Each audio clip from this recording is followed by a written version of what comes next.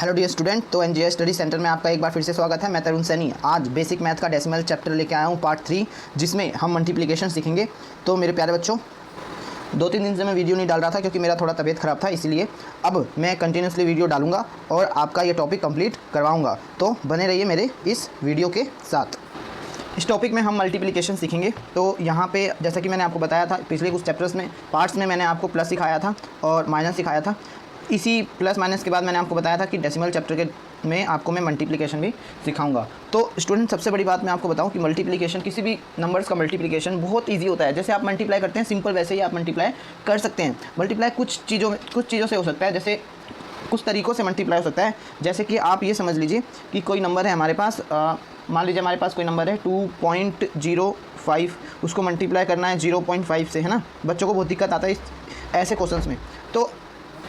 तो ऐसे क्वेश्चंस को हम बहुत सिंपल तरीके से सॉल्व करेंगे। आपको कुछ नहीं करना है, सिर्फ ध्यान से आपको इस वीडियो को देखना है और इसको सीखना है कि ये क्वेश्चंस कैसे होंगे। चलिए देखते हैं। तो यहाँ पे सबसे पहले हम नंबर ले लेते हैं 2.05, ठीक है। इसको मल्टीप्लाई करते हैं किससे, 0.5 से। तो देखिए, सबसे पहले आप सिंपल जैसे आप मल्टीप्लाई करते हैं वैसे ही कीजिए। पॉइंट के बाद क्या है, 0, तो आप इसको मत लीजिए, इसको लीजिए, सिर्फ 5 को लीजिए। अगर इधर 1 होता तो आप 1 को भी लेते। एग्जाम्पल के तौर पर आप इस तरीके से देखिए, जैसे मान लीजिए मैं यहाँ पे लेता हूँ 205, ठीक है। मैंने पॉइंट नहीं लगाया, आप भी पॉइंट मत लगाइए, अभी आप पॉइंट मत लगाइए, हम बाद में जब आंसर आ जाएगा तब पॉइंट लगाएंगे। फिर इसको आप 0.5 है पर आप किससे मल्टीप्लाई कीजिए, 5 से, ठीक है। मल्टीप्लाई करते हैं तो देखते हैं ज़रा, 5 5 जा 25, 2 कैरी गया। फिर यहाँ पे 5 0 से मल्टीप्लाई हुआ 0 आएगा, तो यहाँ पे 2 लिखेंगे क्योंकि कैरी 2 गया है। 5 2 जा 10, तो यहाँ पे क्या आ गया, 10। अब देखिए, पॉइंट के बाद, पॉइंट से पहले नहीं, बाद में देखिए, पॉइंट के बाद यहाँ पे 1 2 और इसको मिला करके 3 नंबर है। पॉइंट के बाद कितने नंबर्स हैं, 1 2 और इसको मिला करके 3। तो आप मल्टीप्लाई करने के बाद जितना भी आंसर आया है उससे पीछे से 1 2 3 छोड़ करके क्या कर दीजिए, पॉइंट लगा दीजिए, ठीक है। ये हमारा क्या आ जाएगा, आंसर आ जाएगा। तो इसका आंसर क्या है, 1.025। ये हमारा क्या हो गया, आंसर हो गया, ठीक है। तो यहाँ पे क्या है बेटा, इधर 2.05 को मल्टीप्लाई किया 0.5 से, तो हमारा आंसर क्या आया, ये। तो कैसे किया, हमने पहले मल्टीप्लाई किया बिना पॉइंट लगाए, हमने पहले सिंपल मल्टीप्लाई किया। फिर पॉइंट के बाद जितने नंबर्स हैं उसको गिन लीजिए, 1 2, इसको मिला के 3 नंबर्स हैं, तो जितना आंसर आएगा पीछे से 1 2 3 मिला छोड़ करके आप क्या लगा देंगे, पॉइंट लगा देंगे। तो ये हमारा क्या आ जाएगा, आंसर आ जाएगा। एक और एग्जाम्पल देख लेते हैं। जैसे मान लीजिए आपको करना है 0.2 को मल्टीप्लाई करना है, पॉइंट है 0.2 को मल्टीप्लाई करना है 1.5 से। तो कैसे करेंगे, सो सिंपल, वही चीज़ 15 को आप, इसके आगे 0 है तो आप 0 मत लगाइए, सिर्फ 2 से मल्टीप्लाई कीजिए। तो कितना आएगा, ये जाएगा, 15 2 जा 30 होता है ना। तो यहाँ पे 30 आ जाएगा। पॉइंट के बाद कितने नंबर से देखिए, 1, इसको मिला के 2, तो 1 2 छोड़ करके यहाँ क्या आ जाएगा, पॉइंट आ जाएगा। और यहाँ पे क्या लिख सकते हैं, 0। पॉइंट के अगर आगे कुछ भी नहीं है तो आप क्या लगा देंगे, 0 लगा देंगे, ठीक है। तो इसका आंसर क्या आ जाएगा, इसका आंसर आ जाएगा 0.3। अच्छा, इस पॉइंट के पीछे, पॉइंट के इस तरफ में 3 है, 3 के बाद 0 है। अगर 3 से पहले 0 होता तब तो आप लगाते, लेकिन 3 के बाद 0 है और उसके आगे कोई भी नंबर नहीं है, तो आप 0 नहीं भी लगाएंगे तो भी हमारा आंसर करेक्ट है, ठीक है। तो इससे कोई प्रॉब्लम नहीं है। तो मेरा कहना सिर्फ यही है कि आप इसके पीछे 0 ना ही लगाएं तो अच्छा है, अगर आप लगाना चाहते हैं तो लगा भी सकते हैं। तो ये एक और एग्जाम्पल हो गया। एक एग्जाम्पल और करके देखते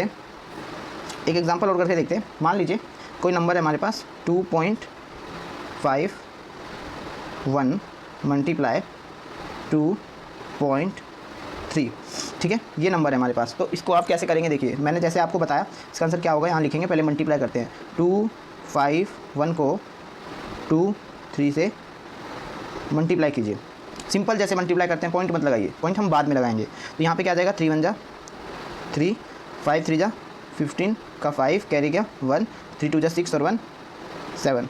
मल्टीप्लाई, यहाँ पे मल्टीप्लाई आएगा, जैसे मल्टीप्लाई करते हैं सेम वैसे ही मल्टीप्लाई कीजिए। 2 1 जा 2, ठीक है, 2 5 जा 10, तो 0 कैरी गया 1, 2 2 जा 4 और 1 कितना हो गया, 5, ठीक है। इसको आप सॉल्व कीजिए, कितना आ जाएगा, ये आ जाएगा 3, 5 और 2 कितना हो गया, ये आ गया 7, ये आ गया हमारे पास 7 और ये आ गया 5, ठीक है। मल्टीप्लाई हो गया। अब पॉइंट के बाद नंबर्स गिनिए, 1 2 और इसको मिला के क्या हो गया, 3। तो यहाँ पे क्या आ जाएगा, 1 2 3 के बाद क्या लगा देंगे, पॉइंट लगा देंगे। तो हमारा आंसर क्या आ जाएगा बेटा, हमारा आंसर आ जाएगा 5.773। ये हमारा क्या आ गया, आंसर आ गया, ठीक है।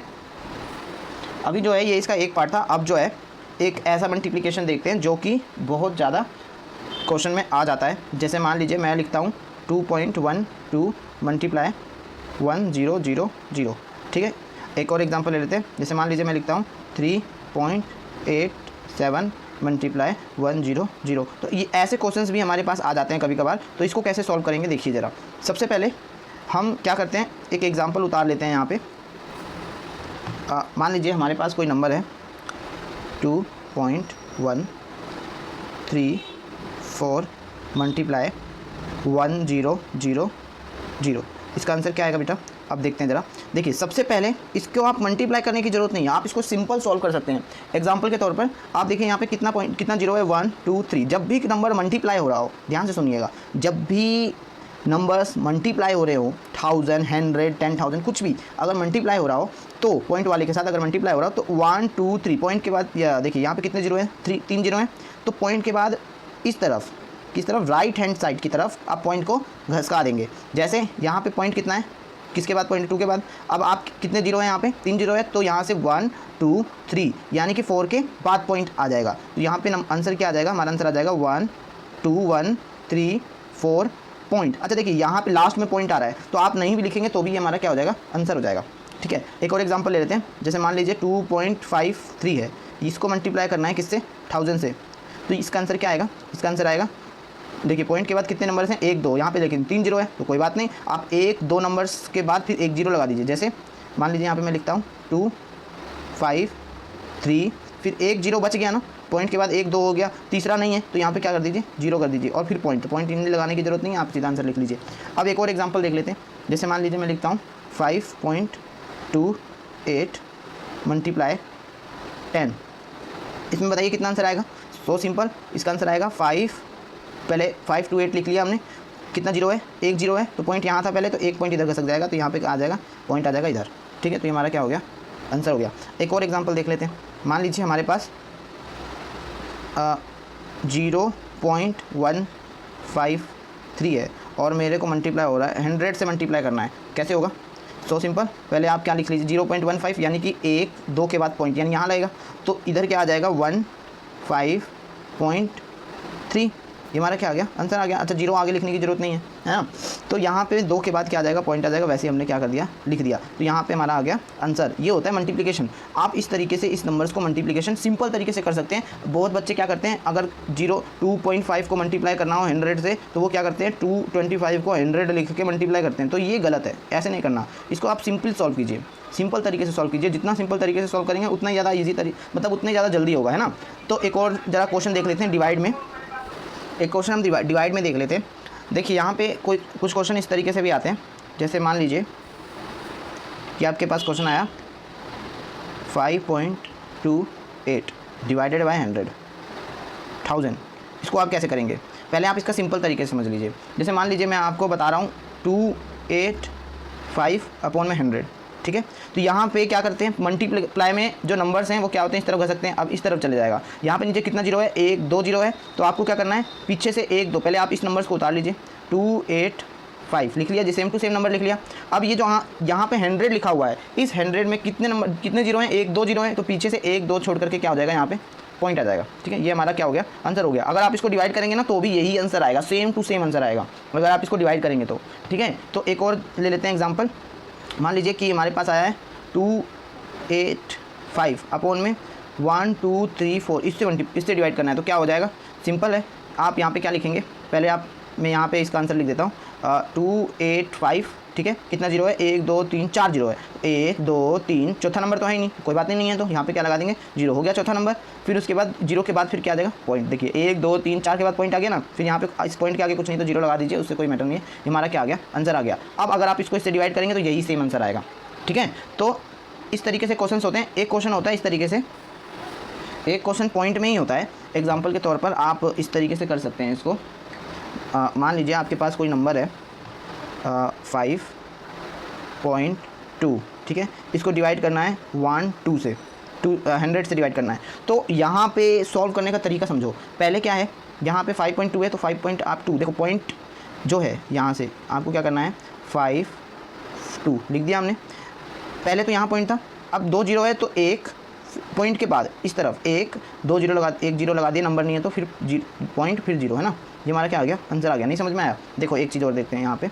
मान लीजिए हमारे पास आंसर है 5.2, ठीक है। इसको अगर हम पॉइंट, ये अगर हम पॉइंट हटा दें तो यहाँ पे क्या आ जाएगा, 52। अगर पॉइंट हटा दें तो नीचे में क्या आ जाएगा 10। अच्छा 10 क्यों आया, क्योंकि पॉइंट के बाद कितना नंबर था, 1 नंबर, तो इसलिए 10 लगा दिया। अब इसको हमने फ्रैक्शन रूप में रख दिया है ना। मान लीजिए आपके पास क्वेश्चन आया 3.56, तो आप क्या लिखेंगे, इसको कैसे लिख सकते हैं, इसको आप लिख सकते हैं 356 अपॉन में पॉइंट के बाद कितने नंबर हैं, 1 2 नंबर हैं, तो यहाँ पे क्या लिख सकते हैं 2। अगर आप इसको सॉल्व करेंगे तो सेम टू सेम यही आंसर आएगा, है ना। इसको अगर आप सॉल्व करेंगे तो सेम टू सेम यही आंसर आएगा, क्योंकि पॉइंट के बाद 0 कितना यहाँ पे 2 0 है, तो पॉइंट के बाद पीछे से कितना के बाद पॉइंट लग जाएगा, 1 2 के बाद पॉइंट लग जाएगा। तो इसको आप चाहे ऐसे सॉल्व करिए, चाहे इसको आप ऐसे सॉल्व करिए, आंसर दोनों में एक ही आना है। तो यहाँ पे जब हम सॉल्व करेंगे, ऐसे क्वेश्चंस को, तो मान लीजिए आपके पास है 5.2, ठीक है, 5.23, और यहाँ पे मेरे पास है 100 या मान लीजिए 1000 है। तो पॉइंट आप यहाँ से पहले हटाइए, तो पॉइंट हटाने के बाद यहाँ पे क्या आ जाएगा 5 2 3, पॉइंट हट जाएगा, तो नीचे में तो पहले से ही 1000 था, है ना। तो पॉइंट के बाद कितने नंबर हैं, 1 2, पॉइंट हट जाएगा तो नीचे 2 0 इसमें और बढ़ जाएगा। फिर आंसर क्या आएगा, इसमें आंसर आएगा, पहले यहाँ पे आप क्वेश्चन लिखिए 5 2 3, यहाँ पे सेम टू सेम लिख दिया।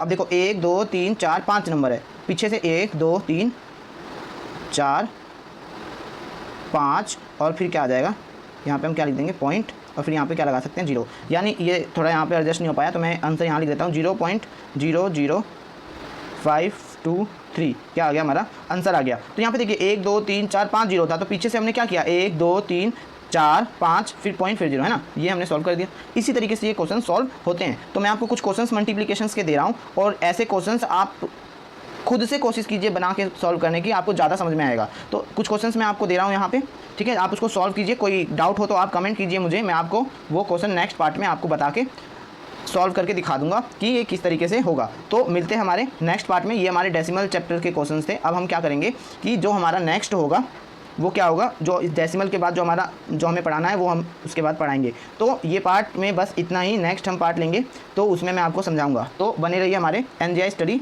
सेंटर के साथ। तो हम मिलते हैं नेक्स्ट पार्ट में। Thank you, tata and bye bye. तो ये कुछ क्वेश्चंस हैं जो कि आपको सॉल्व करने हैं, तो हम मिलते हैं नेक्स्ट पार्ट में।